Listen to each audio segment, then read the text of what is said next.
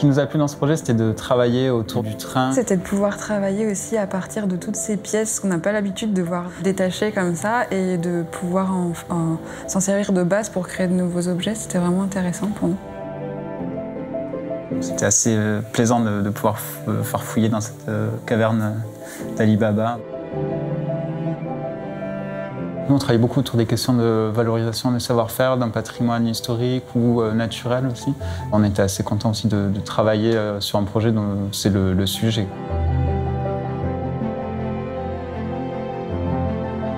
Il y a plein de pièces qui pouvaient déjà presque être réutilisées telles quelles sans être transformées.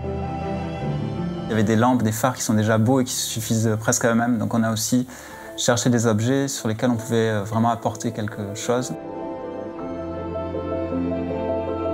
De ce fait, on s'est intéressé vraiment à des pièces plus techniques qui sont d'habitude invisibles quand on va prendre le train. C'est un marchepied, c'est un cache de luminaire, c'est des choses comme ça.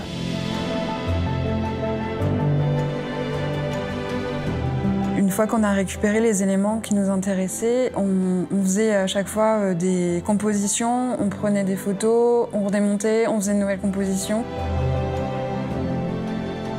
Et après, on a essayé de toujours les lier un peu aussi au train ou au voyage. Donc, par exemple, on a travaillé sur un banc qui est un mobilier qui est vraiment présent dans les gares, qui est lié à l'attente. On a travaillé sur un plateau, sur l'idée de mouvement. Il n'y a pas un fil directeur, mais c'est plus plein de petites anecdotes par rapport au voyage et au train, quoi. Ce qui était important pour nous aussi, c'était que les objets finis n'aient pas l'apparence d'un objet neuf. On voulait aussi conserver un peu la patine que pouvaient avoir ces pièces. On a essayé de trouver un équilibre entre justement nettoyer et puis garder ces traces du temps. C'était aussi garder cette histoire-là et garder au maximum le dessin des pièces originales.